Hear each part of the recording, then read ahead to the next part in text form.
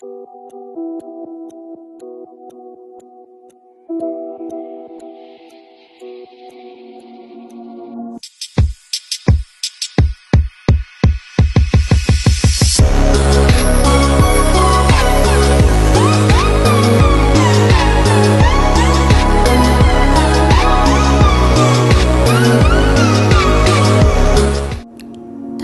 kamu, ada satu masa dalam sejarah Islam di mana dunia menatap kagum kepada umat Muslim.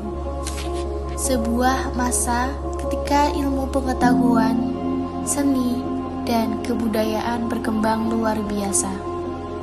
Masa itu dikenal sebagai The Golden Age of Islam atau masa keemasan Islam.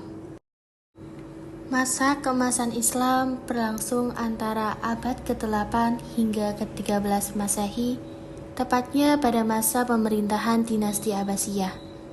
Dinasti ini berdiri setelah menggantikan dinasti Umayyah pada tahun 750 Masehi dengan pusat kekuasaan di Baghdad, Irak.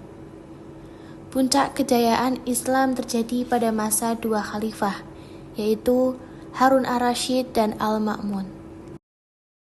Di masa Harun ar-Rasyid, pemerintahan Abbasiyah mencapai kemakmuran yang luar biasa. Ekonominya yang berkembang pesat, perdagangan yang ramai, dan diplomasi dengan kerajaan besar seperti Bizantium dan Prancis yang terjalin dengan baik. Namun, yang paling luar biasa, para khalifah ini tidak hanya membangun kekuasaan, tetapi juga membangun tentang ilmu pengetahuan. Pada masa Khalifah Al-Ma'mun, berdirilah lembaga terkenal bernama Bait al-Hikmah atau House of Wisdom. Tempat ini menjadi pusat penerjemahan, penelitian, dan diskusi ilmiah terbesar di dunia. Ilmuwan dari berbagai agama dan bangsa berkumpul di sana, di antaranya Muslim, Kristen, Yahudi, dan Persia. Semua bekerja sama dalam semangat mencari kebenaran dan pengetahuan. Berikut tokoh-tokoh ilmuwan pada masa kejayaan Islam, di antaranya yang pertama, Al-Khawarizmi, dikenal sebagai Bapak Aljabar, karena karyanya yang sistematis mengenai persamaan linear dan kuadrat. Ia juga ahli dalam matematika, astronomi, dan geografi.